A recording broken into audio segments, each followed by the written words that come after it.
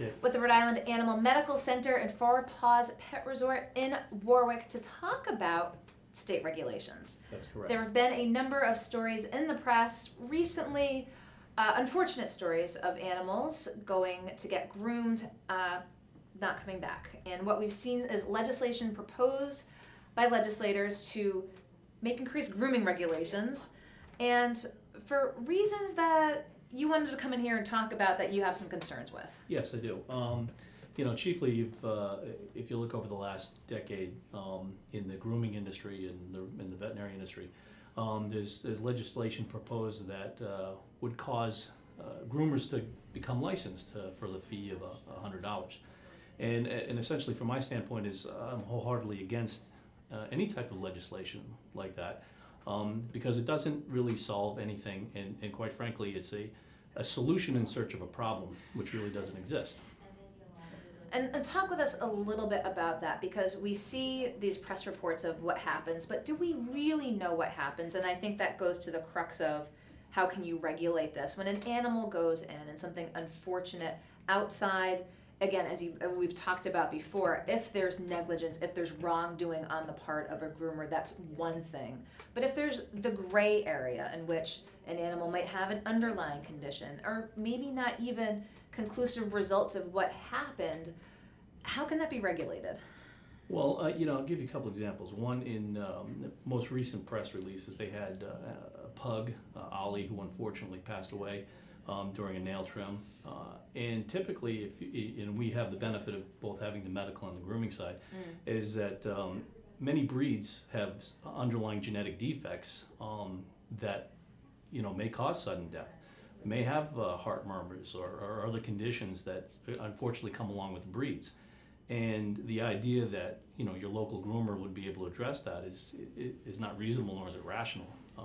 Examples, we have 2 emergency qualified veterinarians at our facility, along with some certified technicians, and one of them happens to own a pug roughly about the same age and same issues that Ollie may have had, and we have to perform things like nail trims on him, and quite frankly, he collapsed. And you have 2 qualified emergency veterinarians and support staff with every piece of equipment you can imagine, and you still have trouble trying to restore him or get him back on his feet. And so the idea that your local groomer is going to be able to, merely because they've been licensed, to be able to conduct that type of life-saving effort is not reasonable. And I'll give you a statistic that in the last decade, and this is from Scott Marshall, the state veterinarian, that in the last decade, there's only been 2 incidents in Rhode Island that could be attributed to groomer negligence. And there certainly is organizations out there who handle it, the SPCA, your local law enforcement, the state vet, that handle those issues, and they do quite well at it. And I think you really sort of hit the nail on the head. These unfortunate incidents happen. There's a reaction both from a public standpoint and also from a legislative standpoint. And as you said, would grooming regulations have saved Ollie? None that I'm aware of.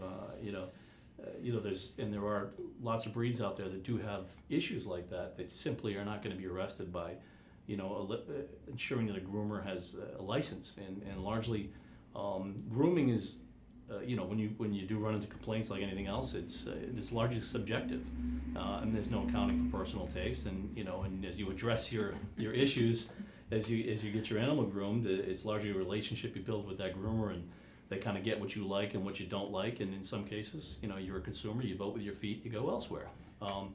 But I would dare say that one of the things that really bothered me about seeing some of these stories is they get conflated together. Mm-hmm. Animals, real animal issues are animals being left outside in sub-zero temperatures. Mm-hmm. That's a problem. Breeding that is left uncontrolled. Real animals being fought for money. Real issues that tie up law enforcement, they tie up the Department of Environmental Management, the state vet.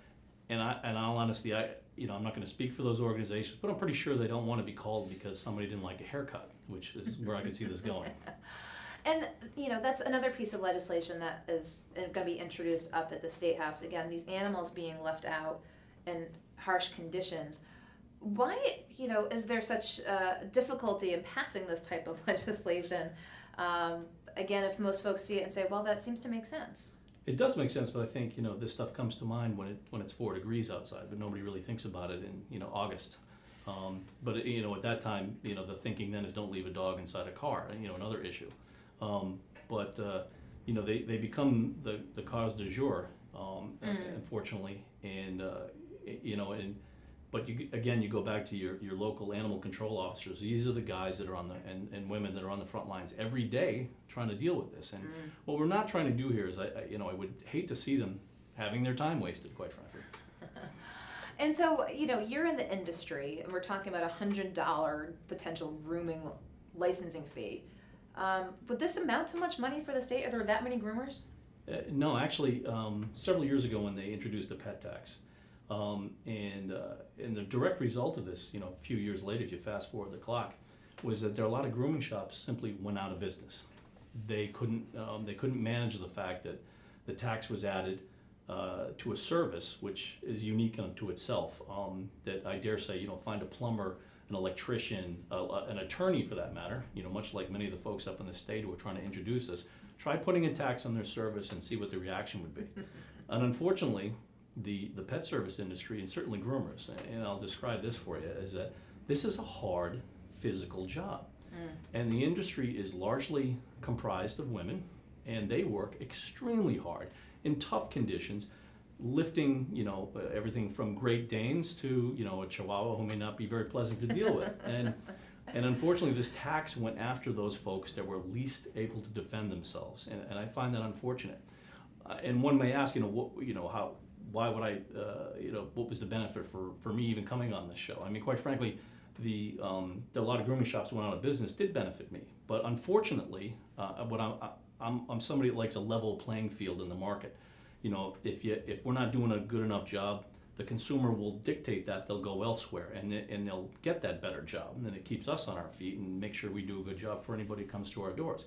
But I hate to see people who work really hard, show up to work every day, simply because the government came in and said, hey, we're here to help you, and inevitably it didn't help them. And again, when this legislation is introduced, and if it gets to the hearing level, will you go up and testify? Yes, I will. And my answer will be resoundingly no. Please do not do this.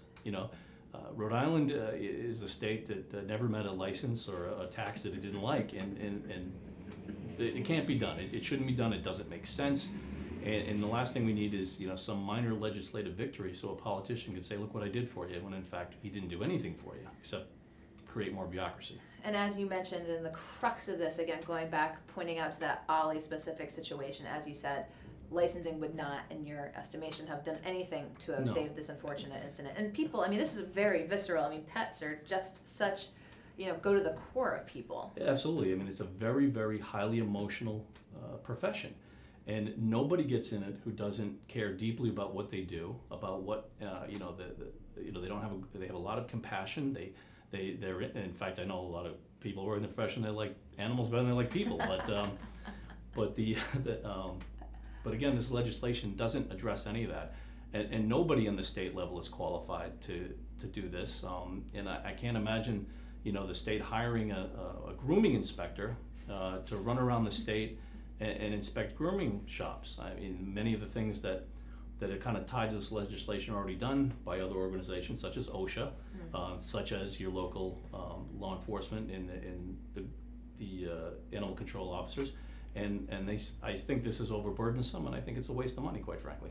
Well, I wanted you to come in to provide your vantage point, because as you mentioned, we've seen things both in the media, social media, again, about this legislation that makes it seem like it could really protect animals. But as you said, the situations are just such that there's going to be occasions where, again, a license isn't going to step in and save an animal in an extenuating circumstance. Exactly. And what I would like to see is these assets used for things like animals being left out in temperatures, and in the summer when educating the public, don't leave your animals in hot cars, and in overbreeding and spay and neutering, and the important things that really benefit companion animals out here in Rhode Island, and that's the things that I think are worth doing, things that veterinarians are interested in, things that groomers are interested in. That's what we want, and we don't want feel-good legislation that doesn't help. Well, as I said, I appreciate your taking the time to come in and provide this vantage point for viewers here in the studio. I'm sure we'll hear from you moving forward if things move forward up on Smith Hill, but just wanted to let folks know that there's a different vantage point out there than what you might have seen and why this licensing might not be all that it seems. So Chad Callanan with the Rhode Island Animal Medical Center at Paws Pet Resort, thank you for coming in today. Thank you very much, I'll Kate. let you go around the corner. Thank you. Okay. We had a packed show here today in the Navigant Credit Union Broadcast Center, kicking off at 3 o'clock with The Taste, and Rick Simone, all things soup, was able to catch up with Darrell West down at Brookings on his upcoming book, The Future of Work. Jessica Burko, RISD graduate, Quiet Loud, her exhibit at Art Prov, balancing being a mother and an artist. She's giving a talk this evening at 6:30, brought in a couple of pieces. If you have interest, that's at 150 Chestnut Street, 3rd floor. And then Chad Callanan with the Rhode Island Animal Medical Center for Paws Pet Resort in Warwick. There's legislation to license groomers. There have been a couple of high-profile cases of animals who have died after going in for grooming. Now, Chad provided his perspective on the matter as to why he is opposed to that. We'll be back here in the Navigant Credit Union Broadcast Center tomorrow with Molly O'Brien at 3 o'clock. I'll be back at 4 with news and politics. We appreciate your watching. We appreciate your feedback. Wish everyone a good Wednesday evening. Keep reading golocalprov.com. Catch us on Facebook, but we'll see you back here in the studio tomorrow. I'm Go Local News Editor Kate Nagel. Go Local News Editor Kate Nagel. Go Local News Editor Kate Nagel. Go Local News Editor Kate Nagel.